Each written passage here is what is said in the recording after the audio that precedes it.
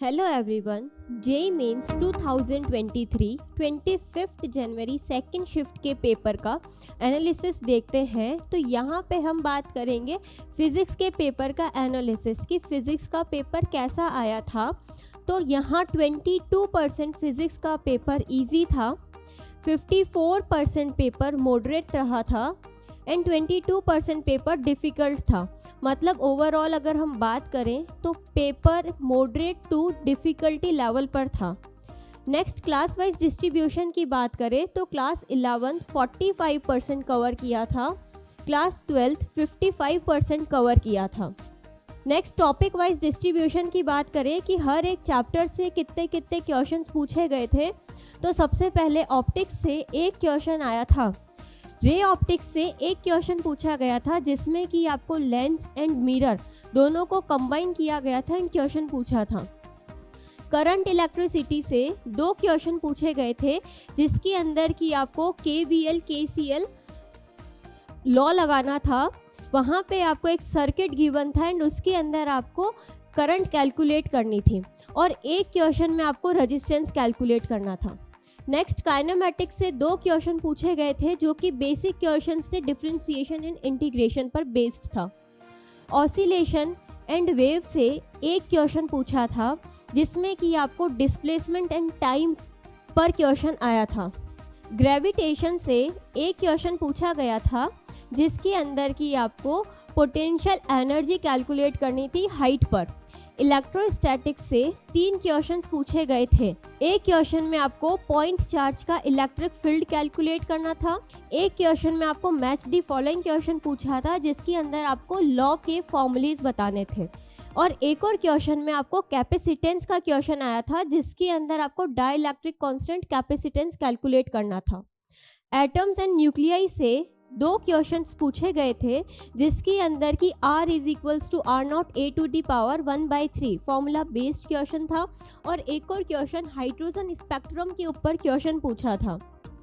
Magnetic effect of current and magnetism से एक question पूछा गया था। दो करंट कैरिंग वायर्स थे, उन करंट कैरिंग वायर्स की वजह से सेंटर पर कितना मैग्नेटिक फील्ड जनरेट होगा क्वेश्चन आया था। इलेक्ट्रोमैग्नेटिक इंडक्शन AC से दो क्वेश्चंस पूछे गए थे जिसके अंदर आपको LCR सर्किट गिवन था और एक में पावर फैक्टर कैलकुलेट करना था।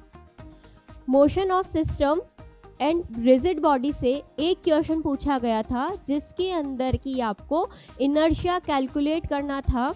ये आपको क्वेश्चन पैरेलल एक्सिस थ्योरम के ऊपर था। Behaviour of gas and kinetic theory से एक क्वेश्चन पूछा गया था जिसके अंदर की आपको डाई एटॉमिक गैस का मोलर हीट कैपेसिटी कैलकुलेट करनी थी। लॉज ऑफ मोशन से दो क्वेश्चन पूछे थे, फ्रिक्शन बेस्ड क्वेश्चन था। फिजिकल वर्ल्ड एंड मेजरमेंट से एक क्वेश्चन पूछा गया था। ये क्वेश्चन यूनिट एंड डायमेंशन से क्वेश्चन पूछा था जो कि मॉर्निंग वाले पेपर में भी यूनिट एंड डायमेंशन से ही क्वेश्चन आया था। MLT की फॉर्म में हमें क्वेश्चन को सॉल्व करना था। प्रॉपर्टीज ऑफ बल्क मैटर से एक क्वेश्चन पूछा है, सरफेस टेंशन सरफेस एनर्जी पे बेस्ड था। थर्मोडायनेमिक्स से एक क्वेश्चन पूछा था जिसके अंदर मैच द फॉलोइंग था। आपको कुछ प्रोसेस गिवन थे, आइसोथर्मल, आइसोबारिक, एडियाबैटिक प्रोसेस और उसके वर्क डन कैलकुलेट करने थे। तो ओवरऑल आपको इन चैप्टर से क्वेश्चंस पूछे गए थे। अगर हम कंक्लूजन की बात करें तो हर एक चैप्टर से कम एक एक क्वेश्चन पूछे जा रहे हैं। इट मीन्स सभी चैप्टर्स इम्पॉर्टेंट है, बट फिर भी अगर सारे चैप्टर्स अभी तक कंप्लीट नहीं हुए हैं तो जितने भी आपको 11th एंड 12th के प्रीवियस वीडियो में हॉट टॉपिक्स बताए हैं आप उनको दोबारा से रिवाइज कर लीजिए, आपका पेपर अच्छा हो जाएगा।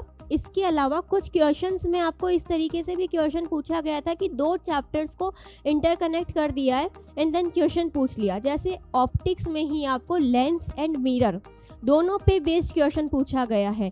कहीं आपको SHM को ग्रेविटेशन से कंपेयर करके क्वेश्चन पूछ लिए गए थे। इसीलिए हर एक चैप्टर में बेसिक पोर्शन इम्पॉर्टेंट है।